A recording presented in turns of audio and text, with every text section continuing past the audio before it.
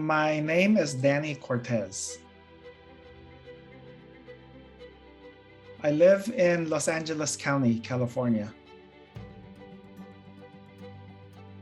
I was ordained in the Southern Baptist Convention, and so I pastored a Southern Baptist church for about 15 years until we were disfellowshipped by the Southern Baptist Convention. And so for the past few years, I've been pastoring independent churches. So my wife and I have 4 children. And in 2013, we had a 15-year-old son who came out to us as gay. And so that was quite a bit of a surprise for us. Yeah, Drew was always just a really outgoing, playful, just happy person. He was, at the time when he was 15, dating a girl. And so that's why I didn't expect anything. But after he came out, he actually said, she was my beard. And I guess a beard meant she was someone that he was pretending to be straight with. But yeah, he was always such the center of attention. But I remember after he came out, unfortunately, this religious community we were a part of pretty much started abandoning him, and he was left isolated. His best friends walked away from him. And so, yeah, that was a really hard process, and just watching that unfold. Yeah, I mean, since he came out, I think, in the beginning, he was blaming a lot of things on himself. Our church went through just a really difficult process, and because he was at the center of it, he felt like it was all his fault. But I think, that process, and our coming alongside him and telling him, Drew, this is not your fault. This is really the church's fault for not understanding how to love LGBTQ people. I feel like ever since he came out back in 2013, it's almost 9 years now. He's become so much stronger. He's become such a fierce advocate for all things related to justice, and he has just become such this incredibly strong person, and now unafraid to speak for himself. Remember before, he was so timid, he was so shy, he was so afraid almost. But now it's we can't keep him from being quiet. He's he will speak his mind, and he'll stand up for himself, and I'm just so proud of him and just what he's become. Coming from a very conservative background, our family was very traditional. I was the head of the home. My wife was the wife that was supposed to be submissive to the husband. A lot of things changed, after my son came out. We started thinking about all the problems with patriarchy, along the problems of sexism in the church and all of that. And I think for us, our son's coming out and just hearing more of his story helped us to see how many things we were not understanding about people, especially sexual minorities who have been,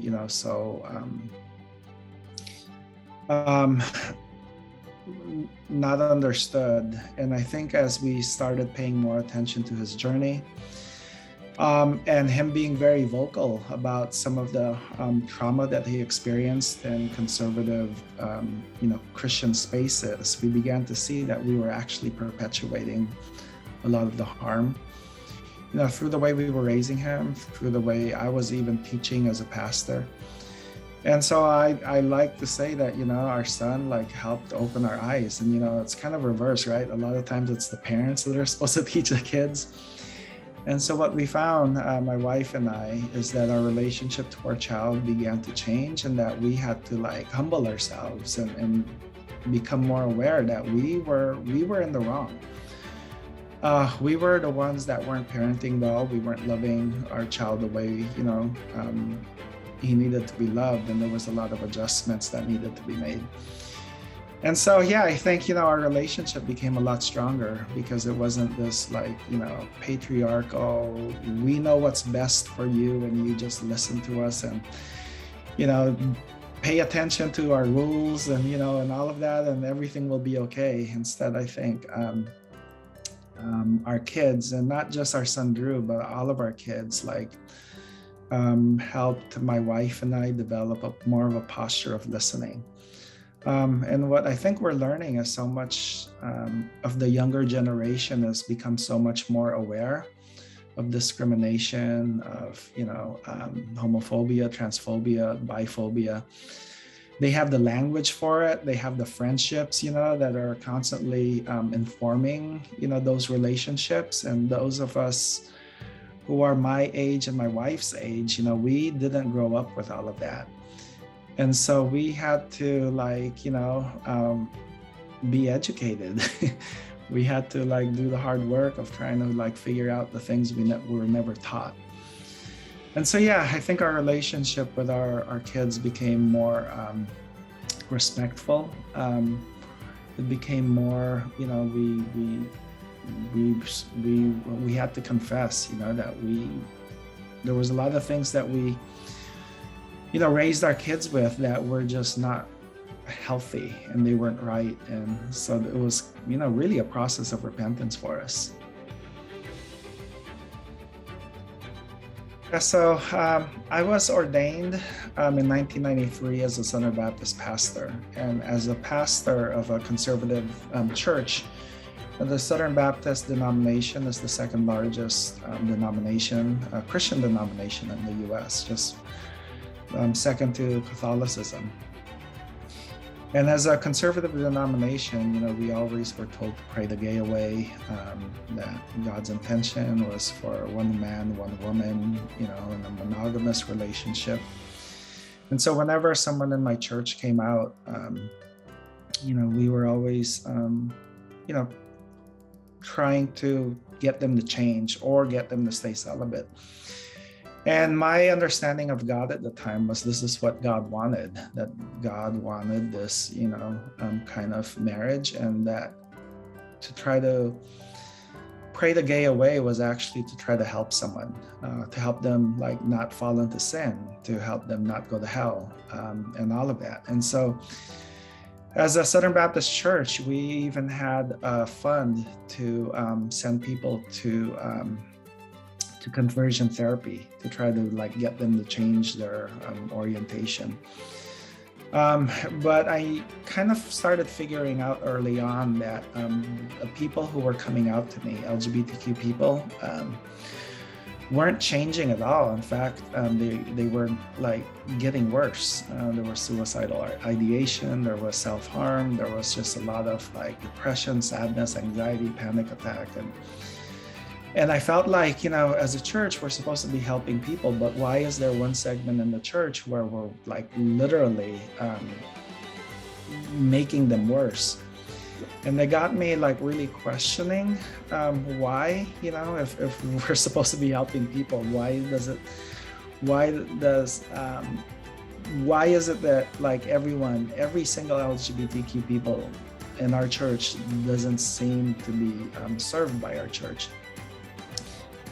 And so, I started coming alongside a lesbian college student more closely, and she was asking me to hold her accountable, to be celibate.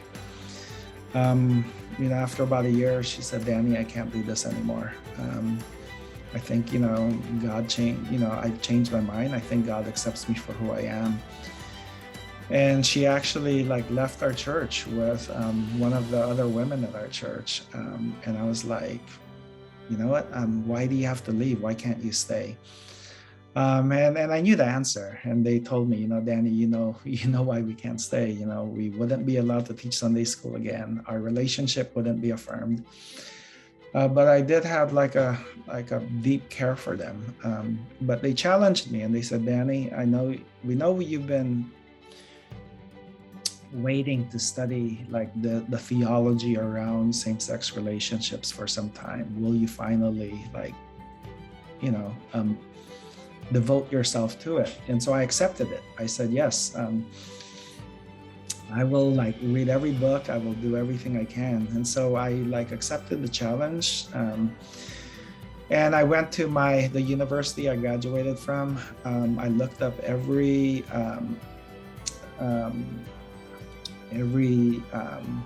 document in antiquity that, you know, talked about same-sex relationships. And I remember just feeling like overwhelmed and realizing that, you know, our understanding of homosexuality is so different from what it was back then. And then I started diving into the scriptures more and just realizing that, you know, I think we misunderstood, you know, this sacred text of ours. And especially getting to know more people in the LGBTQ people who left the church that were like really harmed and traumatized. And just putting all those pieces together, it took about 5 years, but I got to the place where I remember I was at the beach and I was telling myself, or a thought came in my head, I don't think I believe what I used to believe. I think gay, lesbian, trans people are perfect and beautiful, and God made them just the way they are. And I remember just being like excited that went in my mind. But then a moment later, I remember being fearful that, oh my God, like, you know, I could lose my job over this. But I kind of kept it a secret because I wasn't sure what to do with that thought. But there was about maybe 2 weeks later where I was in the car with my son Drew, who again was 15 years old at the time. And there was a song on the radio that came on that was very gay affirming. And I asked my son, Drew, who sings this song? And he told me, and he asked me why. And I said, well, I like the song. And he looked at me back and he said, Dad, do you know what the song's about? And I said, yeah, I think that's why I like it. And he looked so puzzled. And so when we got out of the car in this parking lot, I looked at him and I said, why, Drew, what do you think of the song? And he looked back at me and he said, Dad, I'm gay. And I was like, wait, what? I had been like, and I told him, Drew, you know, I've been like studying about this for the past like 5 years. I've been going to West Hollywood and had all these books, you know, in our house laying around. And he said, Dad, it wasn't about you. It was about me. I felt like if I had confessed to you, I would have given up because, Dad, I don't want to be gay. And that, like, you know, caused me to like really think more about my own faith and why is it that my son isn't accepting himself. And so he finally came out to the rest of the family, my wife, later that week. And then I remember, you know, he has 3 other siblings and all 6 of us were in the car. And he said to us, I'm so glad that I'm finally out. But I want you to know that if there was a pill that someone could give me that could take away my gayness, I would still take it. I remember just listening to him, like, you know, share openly about what he was going through. And something about it bothered me, so that the next day I went up to him when it was just me and him. I said, Drew, I've been thinking about what you said. I want you to know that if there was a pill that I could give you that would change who you are, I wouldn't give it to you. Because Drew, this is who God made you to be. You're beautiful, you're perfect just the way you are, and I love you for who you are. And when I said that to him, you know, we embraced, and I remember thinking, this is the first time I've ever spoken to a gay man where I felt like I wasn't pronouncing death on him. That I was actually like saying something that was actually supportive and, you know, allowing my son to live. And that really like became a turning point for me. Like, you know, it caused me to think that this is what God would say to every LGBTQ person. And so, yeah, it like really changed my idea of God, and it just made me like realize that I have been harming every single person who has come out to me in this church. And so it caused me to like write a letter to every person that I could think of that ever came out to me, like in the past 15 years. And just to tell them, hey, you came out to me, you wanted to trust me, and you wanted like someone to care for you. And I just want to say that like, I didn't care for you the way you needed to be cared for. What I said to you was harmful. It was wrong, and I am so sorry for what I've done. And so, yeah, I think, in this process, God like really showed me that the God that I was like believing in terms of like, LGBTQ people, I was so off. I mean, it was so harmful, the things that I had taught, the way I practiced my faith. And so like, yeah, I think, my son and other LGBTQ people helped me open my eyes. It taught me, LGBTQ people taught me how to love. They taught me how to like stop being so hateful and harmful. And so in a sense, LGBTQ people helped save me from my own like hurtful ways that I've been like inflicting on so many people. Yeah, so I'm so thankful for that. I had a lot of fears when Drew came out. I had fears because, the community we were a part of, we didn't know anyone else who had a gay child. And so we didn't know who to turn to, if Drew's friends would accept him. And so, yeah, I had fears around my job. And, those fears, were beginning to come to fruition because our son decided to do a coming out video that he posted on YouTube. And this was like before, like I had announced to my church that I had become affirming in my theology. And so he posted the video on like February 7 or something. And then I told the church on February 9 that I had changed my position. And in fact, I told the elders of the church that I had changed my position a few days before because I knew Drew was coming out with his video. And in that meeting with the elders like moved to terminate me as the pastor of the church. I was the founding pastor. But they said, we don't want to terminate you until the church knows why, we're moving to terminate you. And so they said, you have this Sunday to tell the church what you now believe so that after the church, we can have a congregational meeting and take a vote, basically, to like terminate you as pastor. And so I gave like a long sermon because I thought I was gonna get fired anyway. I gave like a 1-hour sermon. And that's when the rest of the church, after that message, the rest of the congregation basically told the elders, why are you trying to move so fast? The past 5 years, Danny has been sharing his journey with us. Maybe God has something to tell us through Danny. And so it was actually voted, a vote was taken to have a discernment process in the church. So for the next 5 months, we had people on both sides, invited to the church, basically, to like, for a discernment process. I was actually told I couldn't speak anymore during that process. So I was told like, okay, for the next 5 months, you're not allowed to teach. The other thing that happened was Drew, who was a Sunday school teacher, was also not allowed to teach Sunday school. So they were already treating us as like people who were, heretics.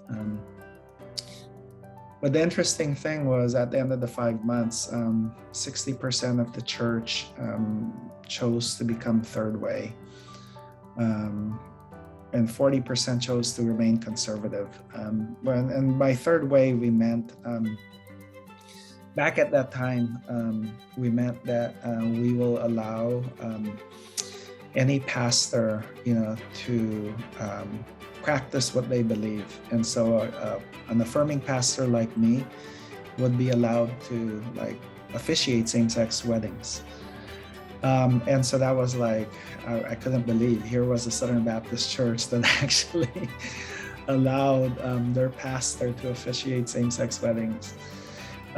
A month later, one of my friends actually found out and said, "Will you officiate my wedding?" He was a gay man, and so I officiated his wedding. And then about 2 months later, the denomination of Southern Baptist, began the dismissal process for our church. And so I flew over to Nashville, and for 2 days, I went before the committee, and they asked me all sorts of questions. But it was 83-0, where all 83 executive directors of the Southern Baptist Convention voted to remove our church, New Heart Community Church, from the denomination. And so, there were a lot of ramifications, fears that were realized. I said earlier that my son Drew, had some close friends that said, "Drew will always love you no matter what." Unfortunately, there was a lot of pressure from their parents that they basically told their children they couldn't be friends with Drew anymore. And slowly but surely, one by one, all his friendships, were basically lost. And that was just a really hard time for us. I watched Drew, who used to be the center of attention, who was the life of the party, who had so many friends, all of a sudden had no friends. He just, spiraled down. He got really sick. He got hospitalized, for a long time. And that was just a really difficult time for our family. It was just so unbearable watching Drew in so much pain. But I know through it, he was able to become stronger. And I just really admire him for his strength and his perseverance through it. He has no reservations anymore. He fully embraces who he is. He is surrounded by such a beautiful community. He has close friendships. And so he's just a remarkable person. Just really thankful for him. My son Drew wanted to go to a Christian college still. So he went to Seattle Pacific University. And during that time, he's continued to experience, a lot of homophobia, and just got him to question so much of, what he was raised to believe. And he told my wife and I that he no longer identifies as Christian. And it's a decision we totally respect. We totally understand. And that doesn't change, anything in terms of our admiration and respect for him. Since my son came out in 2013, there's a lot of things I think I could have done better. I think, because I was so shell-shocked by so many people walking away from us, Drew's friends, our best friends, no longer speak to us. There was a lot of, church leaders that I had looked up to that, were mentors of mine. And I remember just being so surprised by how much attention we were getting nationally, that I chose to remain silent when I could have been speaking up more. And I think I would have been more vocal as an ally. If given another chance, I would have not been so concerned about hurting people's feelings, of rocking the boat, because I think this is so important that we need to speak the truth. and we need to be like able to, share what we can. Um, the other thing I think, that I'm still trying to process actually is, I think one of the things in terms of trying to understand what it means to be a good ally is trying to understand like my role in this conversation, and like how do I stay in my lane and not center like myself in these conversations. And so there were, there's times where I think I could have done a better job in that, in trying to elevate LGBTQ voices above my own. And so, yeah, I think I like now have tried to remain, and so this is kind of a side thing. I think there are too many cis heterosexual men, especially, who are trying to use what's happening now to create fame for themselves. um, and so they're writing books, about this and everything. When I'm like, I think we need to pay attention to LGBTQ people more than we do cis hetero people. And so I feel comfortable like staying in my lane as a parent, having this conversation with you, because like, I'm a parent of an LGBTQ child. And I think it's important for parents to learn from other parents. And so, I think this is like an important conversation that like, we can have here. But I think a lot of times people are still so used to paying attention to authority figures in the church who are cisgender heterosexual men.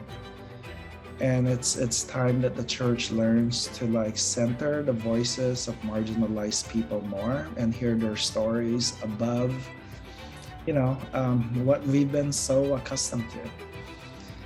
And so, yeah, I think, that was like a learning process for me that I wish I knew more of back then.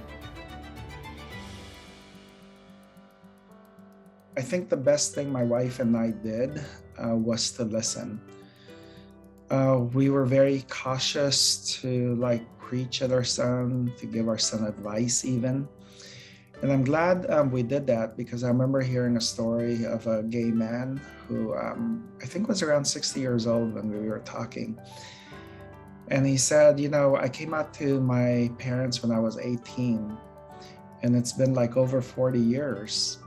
But I still remember every word they said. I still remember what they were wearing. I remember what we ate for dinner. And he said, every person who comes out remembers those kind of details. And so I tell other parents that. I tell them, you know what? The coming out of your child is like such a sacred moment that's going to be remembered. And the best thing you can do is to like listen, because one day you might regret, from even like good intentions, what you want to say to your child. Tell your child you love them, tell them you love them unconditionally, but be very careful to quote Bible verses. Be very careful to like give any advice, or especially to preach at them. And the best thing you can do, I think, is just to listen, and to listen to understand. And if there's anything that you are like having to process, find another parent who has been on the road longer than you, and process it with that parent, because there's a good chance that you will say something that will be very hurtful for your child. You might not intend it, but a lot of times our speech, takes the form of microaggression, and it could be very hurtful to our child. And so listening, be present, have a posture of humility the best you can, and seek help from other parents who have been down the road, a little longer than you have. When I look at my son, Drew, I think, wow, what a gift, Drew, you have been to me.